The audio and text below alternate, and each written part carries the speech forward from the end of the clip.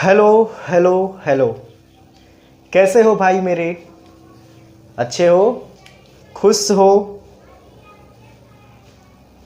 पढ़ाई लिखाई चल रहा है ना?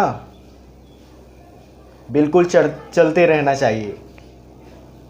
एक दिन ऐसा नहीं है कि एक दिन हम पढ़ें और एक दिन नहीं पढ़ें, आपको हर दिन पढ़ना है।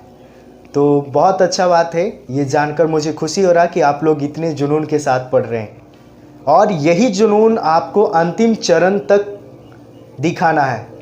जब तक आपका एग्ज़ाम नहीं हो जाए, एग्ज़ाम होने के बाद भी आपके पास से इस प्रकार का जुनून ख़त्म नहीं होना चाहिए, क्योंकि ये कोई गारंटी नहीं है कि आप एग्ज़ाम दे दिए तो आपको सिलेक्शन मिलना फाइनल है। ऐसा नहीं है, हो सकता है आपको अनसेलेक्ट भी किया जा सकता है। तो आप अगर क्या करते रहें, एग्ज़ाम के बाद भी अगर आप मेहनत कर रहे हैं तो मान लिया इसमें नहीं हुआ, दूसरे को कंपटीशन हम देंगे, दूसरे प्रकार का जो कंपटीशन होता है उसमें भी जाएंगे।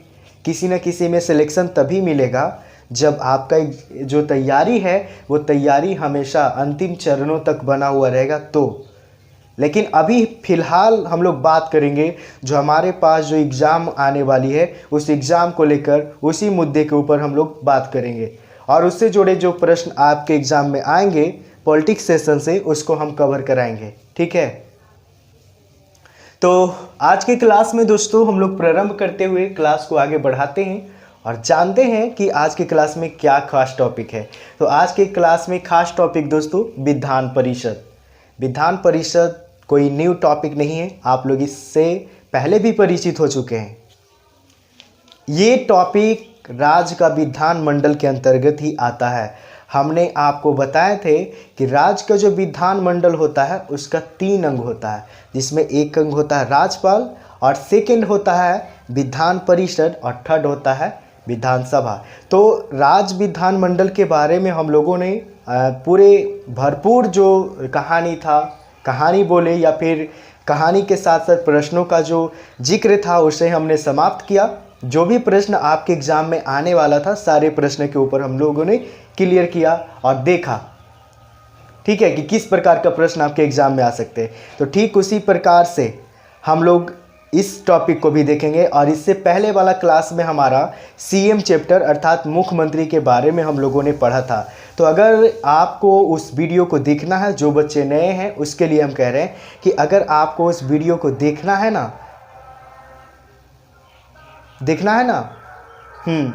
चलिए देखना है ना, तो क्या करें आप, सबसे पहले तो चैनल के प्लेलिस्ट में जाइए और वहाँ से पॉलिटिक्स सेक्शन को, क्योंकि आपको बहुत सारा सब्जेक्ट वहाँ पे मिलेगा। मैंने ज्योग्राफी पे भी वीडियो बना रखी है, मैथ्स पे भी, हिस्ट्री पे भी, इकोनॉमिक्स पे भी, सभी टॉपिक पे वीडियो हमने बना रखे हैं। तो आप जिसे देखना चाहते हैं आप देखेंगे, लेकिन आपको मेरे प्लेलिस्ट में उसके लिए जाना पड़ेगा। ठीक है दोस्तों, चलिए, और पिछले जो वीडियो है उसका लिंक हम डिस्क्रिप्शन में डाल देंगे। ठीक है, हमारे जो ये जो वीडियो देख रहे हैं उस वीडियो के नीचे डिस्क्रिप्शन बॉक्स होता है, उस डिस्क्रिप्शन बॉक्स में हम डाल देंगे, वहाँ पे आप लोग क्लिक करके इस वीडियो को देख सकते हैं, मुख्यमंत्री और राज्यों का जो विधानमंडल है वो। तो चलिए इस टॉपिक को आगे बढ़ाते हैं। विधान परिषद का कहानी यहाँ से शुरू होता है। जैसे राज्यों में होता है राज्य विधानमंडल, समझिएगा, गौर कीजिएगा, गौर फरमाइएगा। विधानमंडल ये एक संस्था होती है, राज्यों का विधायिका के रूप में ये काम करती है।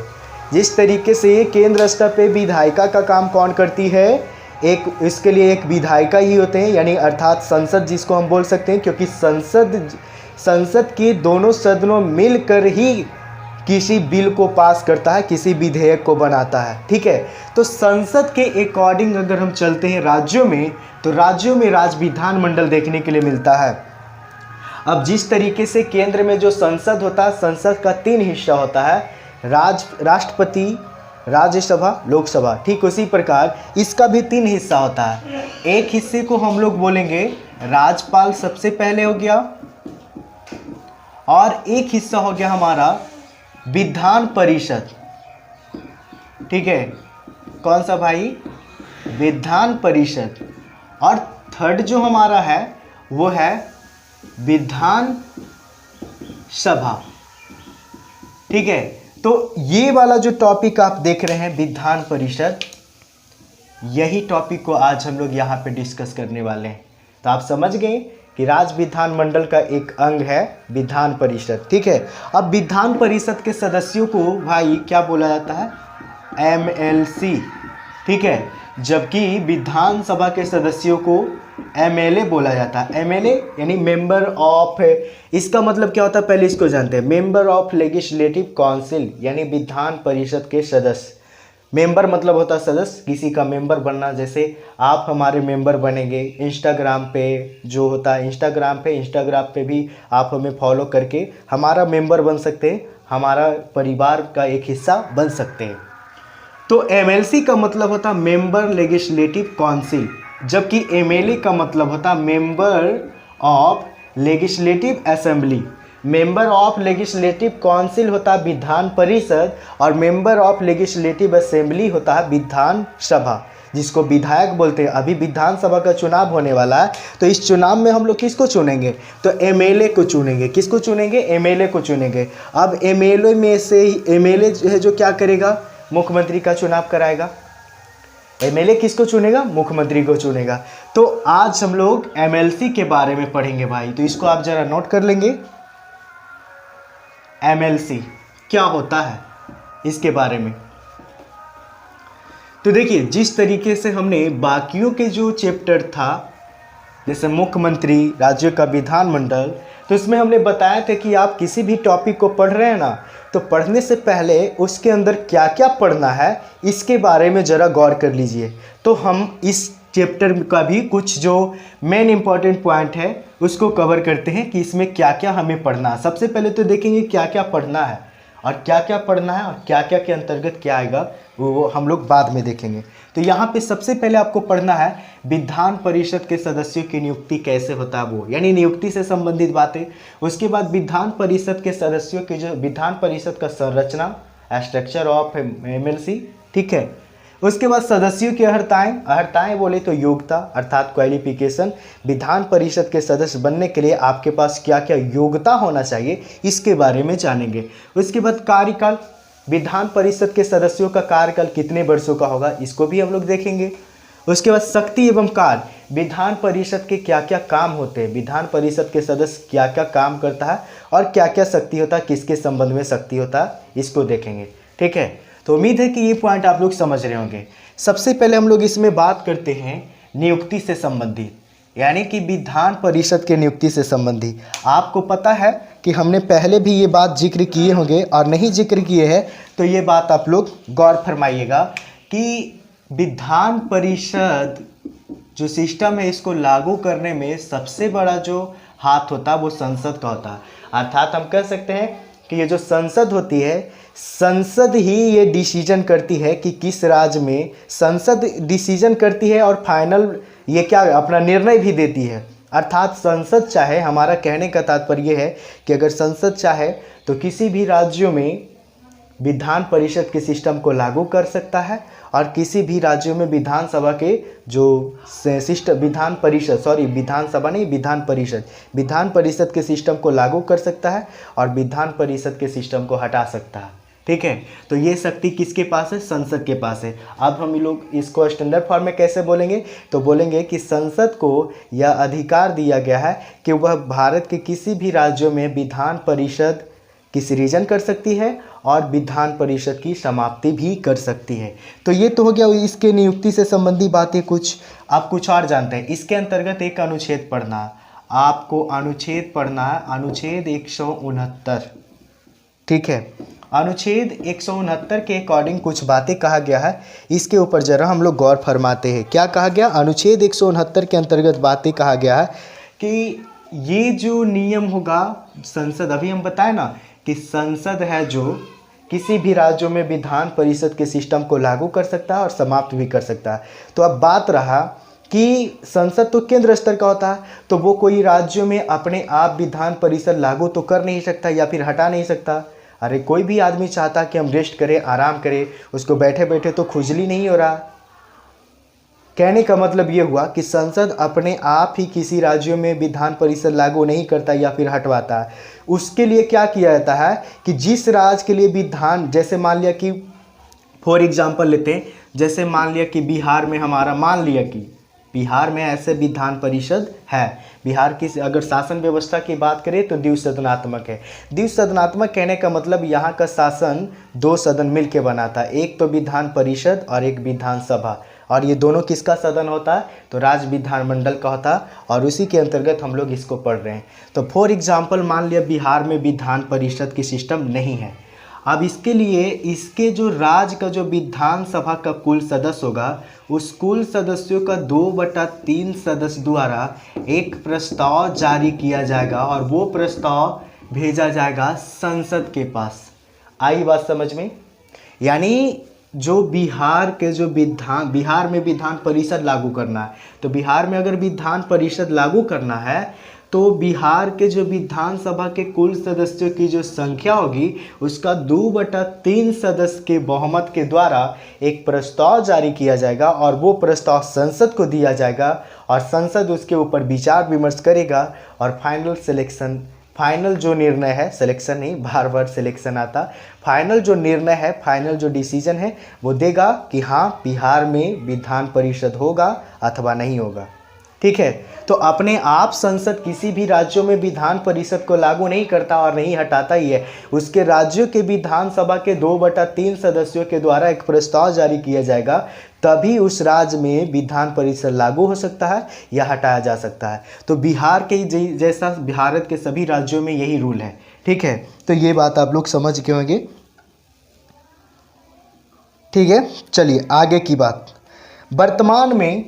वर्तमान की बात करें तो वर्तमान में राजस्थान एक ऐसा भारत का राज्य है जहाँ पे पहले विधान परिषद सिस्टम नहीं था, वर्तमान में भी नहीं है, लेकिन इसने राजस्थान का जो विधानसभा का 2/3 सदस्य था, यानी राजस्थान सरकार जो है वो अपने राज्यों में विधान परिषद लागू करने के लिए संसद के पास प्रस्ताव जारी कर चुका है। अर्थात अभी तो राजस्थान में नहीं है, लेकिन आने वाले समय में विधान परिषद सिस्टम लागू हो जाएगा राजस्थान में। तो राजस्थान के सरकार को क्या करना पड़ा होगा? राजस्थान के सरकार को राजस्थान विधानसभा का जितने भी कुल सदस्य होगा उसका 2/3 सदस्य मिलके एक प्रस्ताव जारी किया और उस प्रस्ताव को पार्लियामेंट में सेंड किया। उस प्रस्ताव को पार्लियामेंट में भेजा। अब पार्लियामेंट में इसका निर्णय चल रहा है, इसका विचार विमर्श चल रहा। अभी फाइनल डिसीजन नहीं आया। जिस दिन फाइनल डिसीजन आएगा उस दिन फैसला हो जाएगा कि राजस्थान में विधान परिषद लागू होगा अथवा नहीं होगा। ठीक है, अब उसके बाद एक है हाल ही में ओडिशा, जिसका प्राचीन नाम उड़ीसा था, बाढ़ के लिए जाना जाता है। महानदी उड़ीसा में बहती है, आपको पता है। तो उड़ीसा में भी हाल ही में अपने राज्यों में विधान परिषद सिस्टम लागू करवाने के लिए संसद के पास प्रस्ताव जारी कर चुका है। तो ये 2 पॉइंट आप माइंड में रखेंगे, प्रश्न आ सकता है कि हाल ही में भारत के कौन से राज्य अपने राज्यों में राज्य विधानमंडल का जो प्रथम जो सदन है, यानी उच्च सदन है विधान परिषद एक उच्च सदन होता है, हम लोग आगे पढ़ेंगे। तो अपने राज्यों में विधान परिषद लागू करने के लिए संसद के पास प्रस्ताव जारी कर चुका है। तो एक आता उड़ीसा और दूसरा आता राजस्थान। राजस्थान पहले हो गया, लेकिन उड़ीसा हाल फिलहाल में ही ये प्रस्ताव जारी किया है। तो उम्मीद है कि इस बात को आप लोग समझ रहे होंगे। ठीक है, चलिए, ये तो हम लोगों ने देखा कि विधान परिषद का नियुक्ति कैसे होता है। तो हमने देखा कि विधान परिषद का नियुक्ति संसद के द्वारा होता है, लेकिन जब जिस राज्य में विधान परिषद लागू करवाना हो उस राज्य के विधानसभा के कुल सदस्यों का 2/3 सदस्य मिलकर एक प्राप्त बहुमत के द्वारा एक प्रस्ताव जारी करेगा और उस प्रस्ताव के जरिए क्या करेगा, संसद के द्वारा इस राज्य में विधान परिषद सिस्टम लागू भी हो सकता है और ख़त्म भी किया जा सकता है। जैसे ख़त्म भी किया है, बहुत सारे ऐसे राज्य जो ख़त्म भी किया है, जैसे हम लोग एग्जाम्पल में देखेंगे। जैसे बात करते हैं, सबसे पहले तो जानते हैं कि ये जो विधान परिषद वाला सिस्टम है वो मतलब कि भारत के कौन कौन राज्यों में है ये जानेंगे, और कौन कौन राज्यों ने हाल ही में प्रस्ताव को जारी किया है, और कौन कौन राज्यों ने विधान परिषद था लेकिन उसको ख़त्म कर दिया है, इसके बारे में जानते हैं। तो देखिए आंध्र प्रदेश किसका हमने जिक्र कर रहा, सॉरी हम किसका जिक्र कर रहे हैं, आंध्र प्रदेश का। ठीक है, आंध्र प्रदेश ने सबसे पहले 1957 में विधान परिषद की स्थापना की। उसके बाद 1985 में इसे नष्ट कर दिया गया, ठीक है, भंग कर दिया गया, लेकिन फिर 2007 में फिर से लागू हुआ। ठीक है, आया बात समझ में। सबसे पहले क्वेश्चन आता है कि आंध्र प्रदेश में सबसे पहले विधान परिषद कब लागू हुआ, तो 1957 में। भंग कब किया गया था, 1985 में। और फिर लागू कब हुआ, तो 2007 में। आंध्र प्रदेश के साथ साथ तेलंगाना में भी विधान परिषद सिस्टम है। ठीक है, इस प्रकार कह सकते हैं कि आंध्र प्रदेश और तेलंगाना से ही अलग हुआ आंध्र प्रदेश, इसीलिए तेलंगाना में भी विधान परिषद वर्तमान में है और आंध्र प्रदेश में भी है। ठीक है, ये तो हमने देखा किसके किसके अंतर्गत हुआ वो। उसके बाद बहुत सारे राज्य है जो नष्ट किया है। जैसे हम बात करते हैं पश्चिम बंगाल की, पश्चिम बंगाल हो गया। उसके बाद तमिलनाडु है,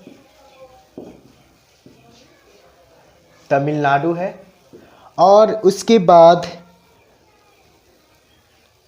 पंजाब भी है, पंजाब है।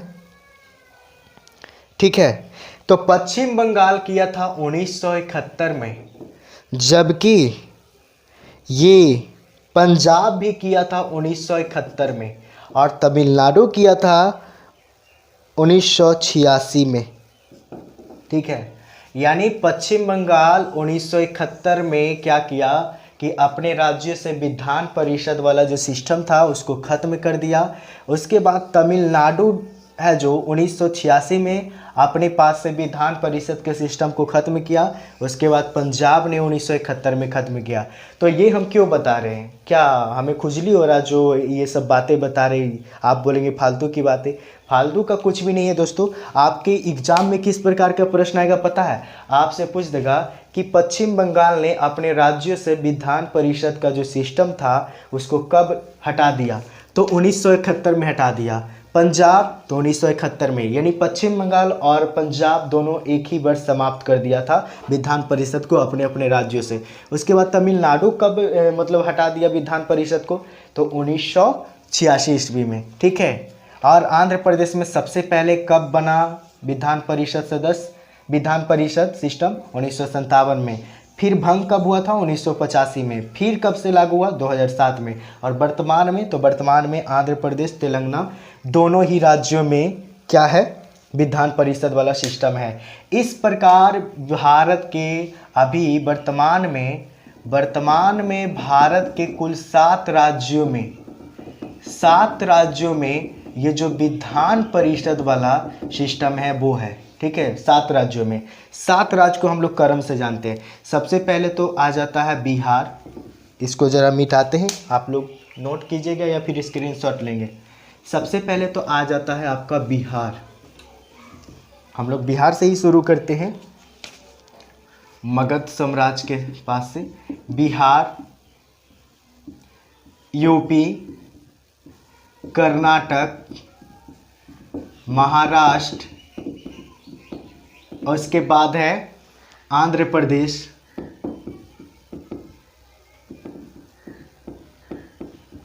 तेलंगाना।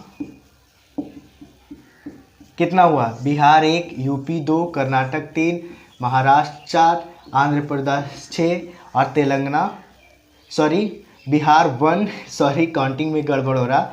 बिहार 1, उत्तर प्रदेश 2, कर्नाटक 3, महाराष्ट्र 4, आंध्र प्रदेश 5, तेलंगाना 6। अब बात रहा एगो सर जी, तो एगो है आपका जम्मू कश्मीर में भी विधान परिषद वाला सिस्टम है। ठीक है, इस प्रकार कुल मिलाकर भारत में वर्तमान क्वेश्चन आता है कि वर्तमान में भारत के कितने राज्यों में विधान परिषद वाला सिस्टम लागू है तो वो है कितने राज्यों में? 7 राज्यों में। कौन कौन है? क्रम से याद रखेंगे, बिहार, उत्तर प्रदेश, कर्नाटक, महाराष्ट्र हो गया, फिर आंध्र प्रदेश का दोनों भाग, आंध्र प्रदेश से जो अलग हुआ वो भी, भारत का जो 28वां जो राज्य बना वो भी 29वां बना था, लेकिन वर्तमान में भारत में कुल 28 राज्य है, तो हम लोग कह सकते हैं अभी कि 28वां राज्य यानी सबसे अंतिमवां राज्य तो आंध्र प्रदेश, तेलंगाना और जम्मू कश्मीर। ठीक है दोस्तों, तो ये था विधान परिषद से जुड़े कुछ मुख्य इंपॉर्टेंट पॉइंट, और विधान परिषद के अंतर्गत हम लोग नियुक्ति संबंधी बातें को देख रहे थे। अब हम लोग देखते हैं इसकी संरचना की बात कर लेते हैं। तो आप लोग क्या करेंगे, या तो इसका स्क्रीनशॉट लेंगे या फिर जो पॉइंट है उसको वीडियो को पॉज करके लिखना है। पॉइंट को किससे लिखना है बच्चों? पॉइंट को लिखना है। चलिए,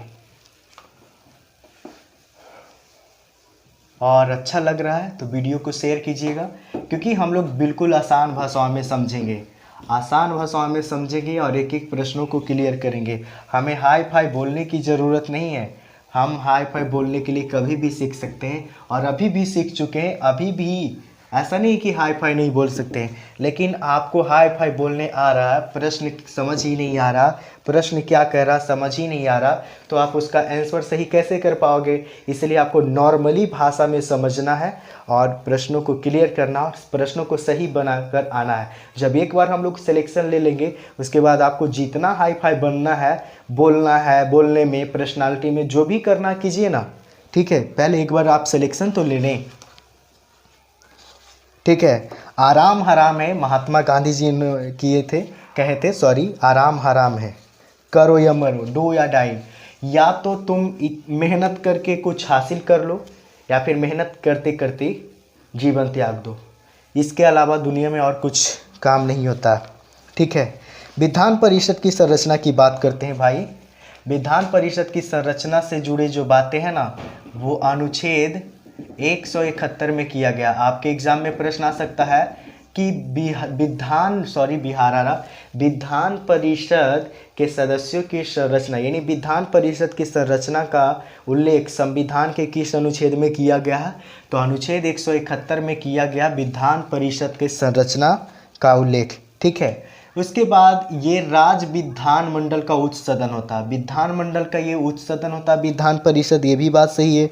उसके बाद इसके सदस्य अप्रत्यक्ष मतदान पद्धति द्वारा चुना जाता है, यानी इसके जो सदस्य होता है इसका चुनाव कैसे होता है? अप्रत्यक्ष।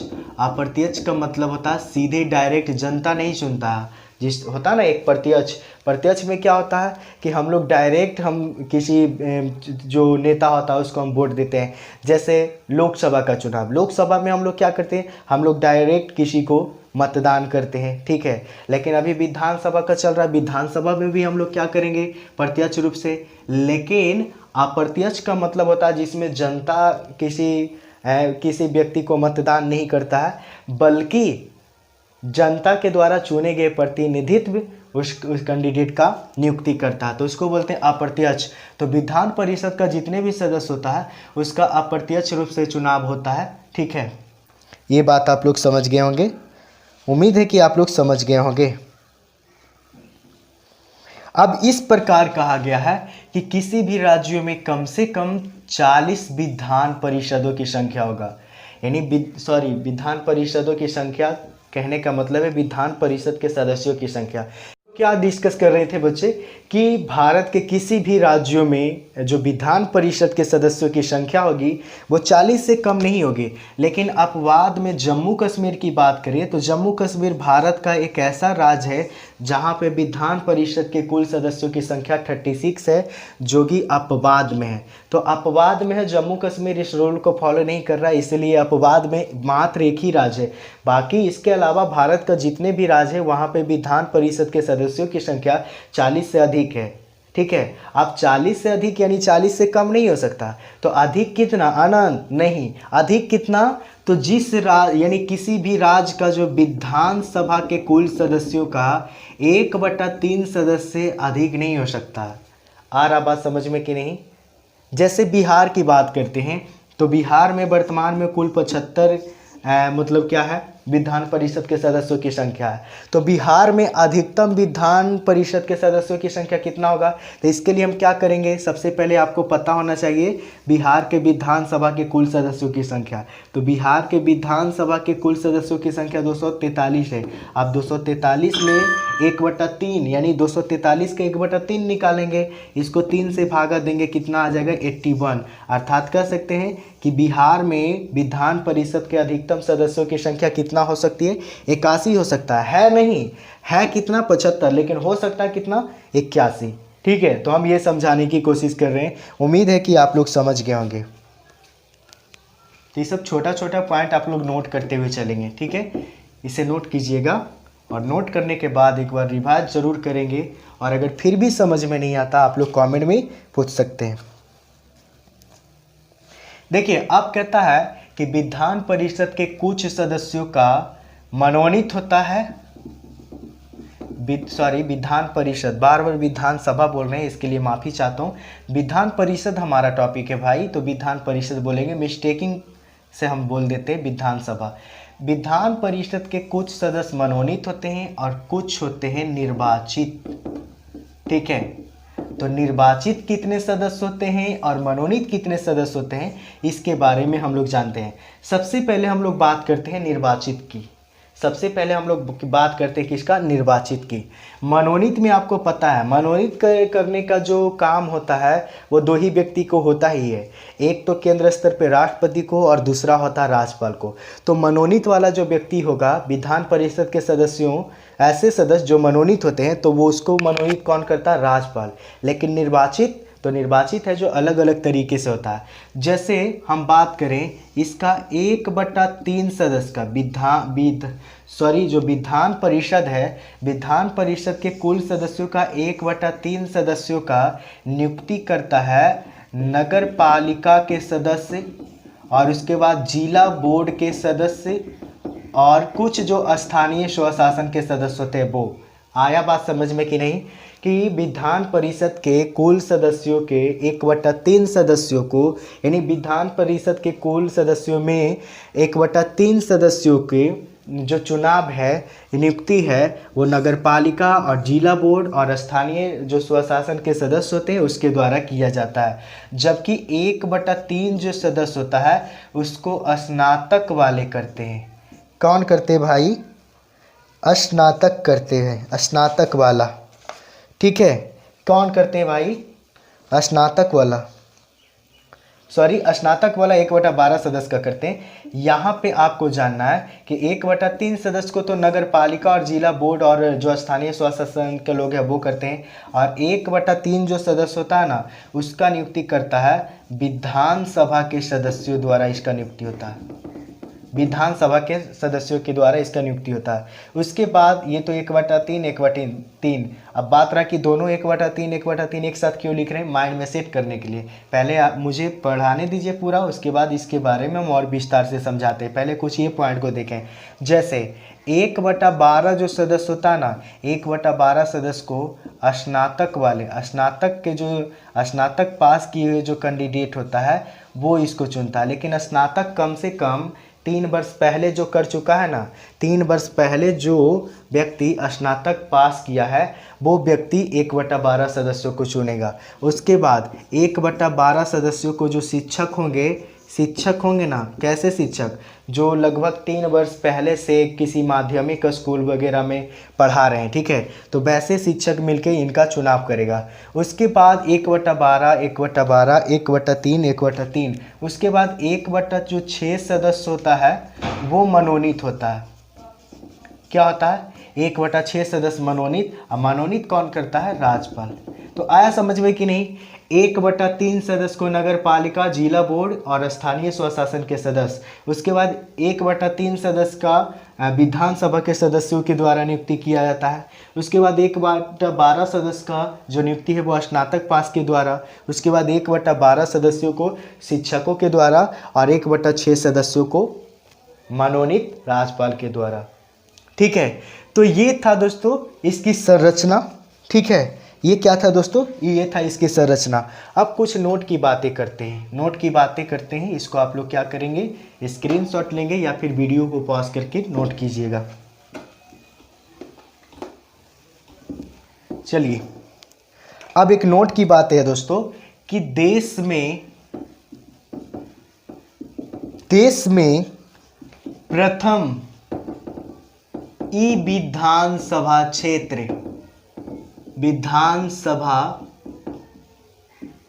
क्षेत्र आप बोलेंगे ये क्या लिख दिया, जो मन होता वो बोलते जा रहा, जो मन होता पढ़ाते जा रहा, ये क्या लिख दिया, ई विधानसभा क्षेत्र, ये कैसा होता है भाई, ये भी एक विधानसभा क्षेत्र होता है।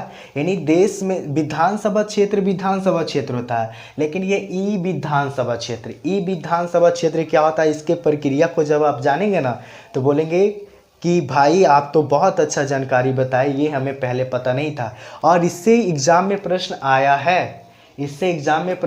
है, ठीक है। आपको देश में क्वेश्चन आ जाएगा कि भारत का कौन से राज्यों में सबसे पहले ई विधानसभा क्षेत्र का निर्माण किया गया, यानी भारत के कौन सा विधानसभा क्षेत्र सबसे पहले ई विधानसभा क्षेत्र के नाम से जाना गया। इसीलिए तो लिखा गया देश में प्रथम ई विधानसभा क्षेत्र। भारत में प्रथम ई विधानसभा क्षेत्र कौन है, तो कौन है दोस्तों, तो वो विधानसभा क्षेत्र का नाम है पालमपुर विधानसभा क्षेत्र। कहाँ है दोस्तों, तो ये है हिमाचल प्रदेश में। कहाँ है भाई, हिमाचल प्रदेश में है पालमपुर विधानसभा क्षेत्र। हिमाचल प्रदेश के किस जिला में, तो वो है कांगड़ा जिला में, ठीक है, कांगड़ा जिले में। ये बात पहले आप समझिए, भारत के जो पालमपुर विधानसभा क्षेत्र है वो सबसे पहले बार ई विधानसभा क्षेत्र का दर्जा प्राप्त किया है। अर्थात सबसे पहले ई विधानसभा क्षेत्र का दर्जा प्राप्त करने वाला जो विधानसभा है वो कौन सा विधानसभा है, तो पालमपुर विधानसभा क्षेत्र है कहाँ, हिमाचल प्रदेश में। हिमाचल प्रदेश को फलों का डलिया कहा जाता है, ठीक है। और हिमाचल प्रदेश में पालमपुर कहाँ है एग्जैक्ट, तो कांगड़ा जिले में।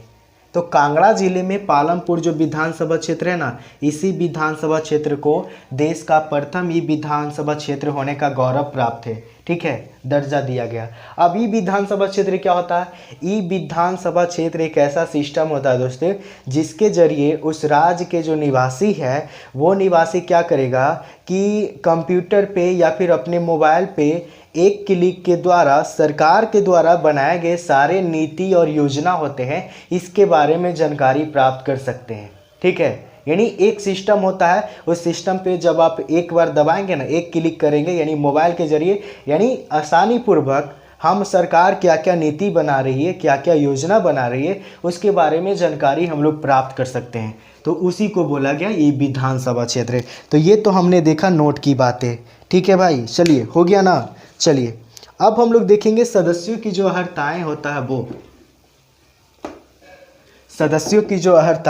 वो, ठीक है।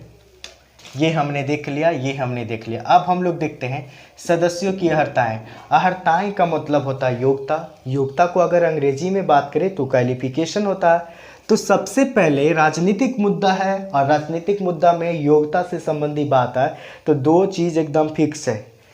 सबसे पहले तो भारत का नागरिक और उम्र, ठीक है।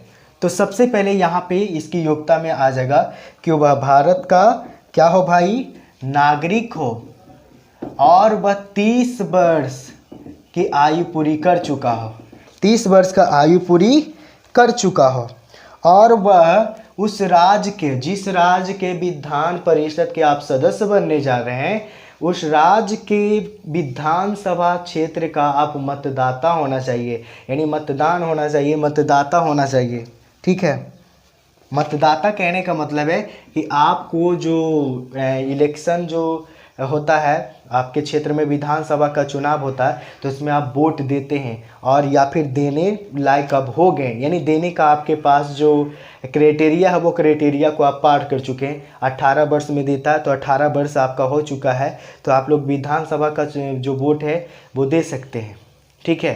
तो ऐसे में क्या होता है ना भाई, ऐसे में क्या होता है कि आपको ये रूल दे दिया है कि अगर आप विधान परिषद के सदस्य बनने जा रहे हैं तो सबसे पहले तो आप भारत का नागरिक होंगे और उसके बाद 30 वर्ष की उम्र होगा और आप मतलब उस राज्य के किसी भी विधानसभा क्षेत्र का आप मतदाता होंगे, यानी वोटिंग कर सकेंगे विधानसभा के चुनाव में, ठीक है, तभी जाकर बनेंगे।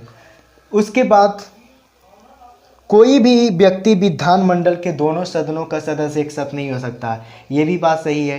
कोई भी व्यक्ति एक ही साथ विधानसभा और विधान परिषद का सदस्य नहीं हो सकता, बारी बारी से हो सकता है। जैसे कोई व्यक्ति इस बार विधानसभा का सदस्य बना तो हो सकता है कि अगले बार वो हार जाए और पुनः वो विधान परिषद का सदस्य बन जाए। तो बारी बारी से हम बन सकते हैं, लेकिन एक ही साथ सोचेंगे कि हम विधानसभा का भी सदस्य बन जाए और विधान परिषद का भी, तो ऐसा रूल नहीं है। तो ये तो था दोस्तों सदस्यों की अर्हताएं से संबंधित बातें। अब आते हैं इसके कार्यकाल के ऊपर, इसके कार्यकाल। तो अब हम लोग देखते हैं जो विधान परिषद के सदस्य होता है, विधान परिषद के सदस्यों के कार्यकाल कितना होता है। तो विधान परिषद के सदस्यों का कार्यकाल 6 वर्ष का होता है, लेकिन प्रत्येक 2 वर्ष के बाद क्या होता है ना भाई कि इसका जो प्रत्येक 2 वर्ष के बाद होता है कि इसका 1/3 जो सदस्य है, यानी 1/3 सदस्य है, वो सेवानिवृत्त हो जाते हैं। सेवानिवृत्त कहने का मतलब होता है कि वो रिटायर हो गए हैं और उसके जगह पे जो नए सदस्य हैं वो चुनकर आते हैं।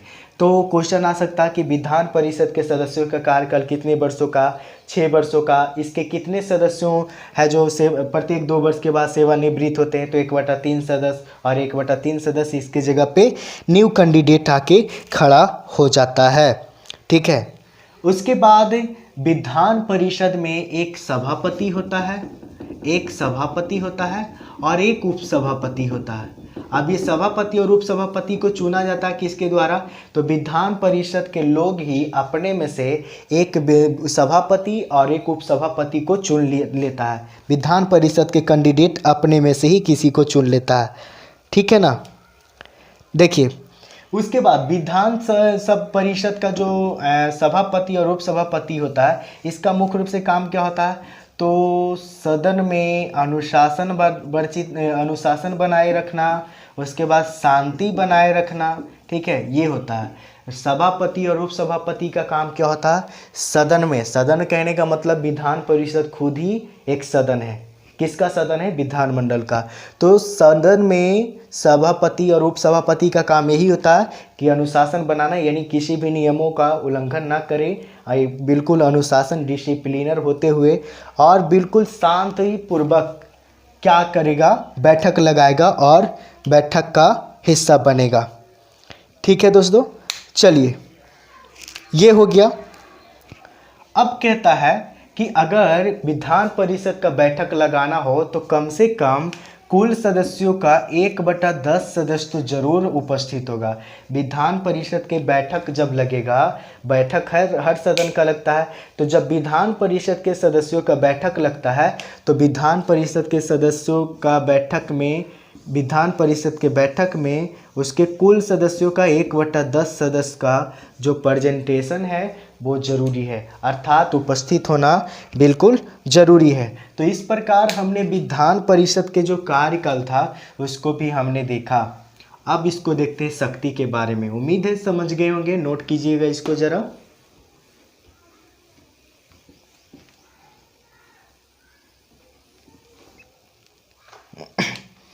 देखिए कार्यकाल हमने पढ़ लिया, शक्ति एवं कार्य के बारे में पढ़ते हैं। देखिए शक्ति इसका क्या है, विधान परिषद का शक्ति विधानसभा से कम होता, बहुत कम नहीं, बहुत कम होता है।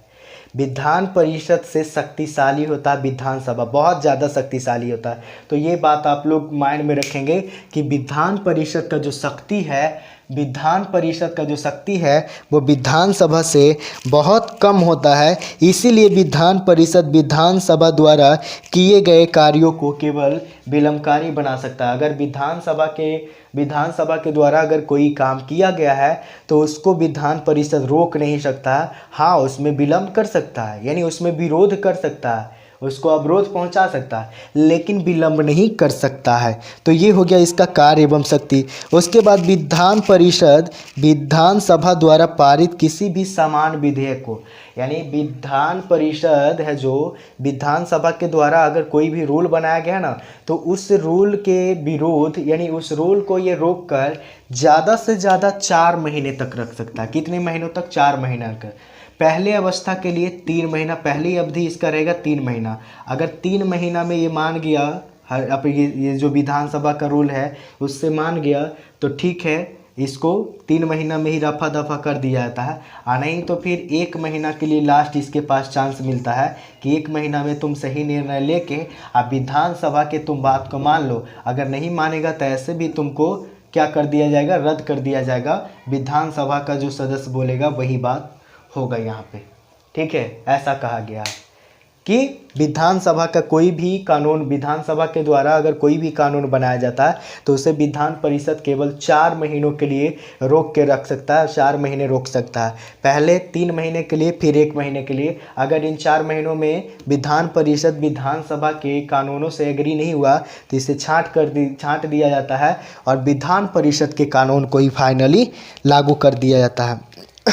ये तो हुआ समान विधेयक, यानी समान जो कानून होगा उसके लिए। लेकिन अगर धन विधेयक की बात करें, अगर किसी भी विधेयक को धन विधेयक विधानसभा घोषित कर दिया तो विधानसभा उसे सिर्फ 14 दिन के लिए, केवल 14 दिनों के लिए रोक सकता है। तो ये प्रश्न आपके एग्जाम में आ सकते हैं कि विधान परिषद के जो सदस्य है, यानी विधान परिषद विधानसभा द्वारा अगर कोई विधेयक धन विधेयक घोषित कर दिया गया तो विधान परिषद उसे अधिक से अधिक कितने दिनों तक रोक के रख सकता? तो केवल 14 दिन। 14 दिन से 1 सेकंड भी ज़्यादा नहीं, 1 दिन भी ज़्यादा नहीं लगेगा, ठीक है दोस्तों। ये हो गया। तो इस प्रकार आपने देखा कि इसकी शक्ति क्या क्या होता है, इसका कार्य क्या क्या होता है। ये तो भाई आज का जो टॉपिक था वो कुछ खास टॉपिक था।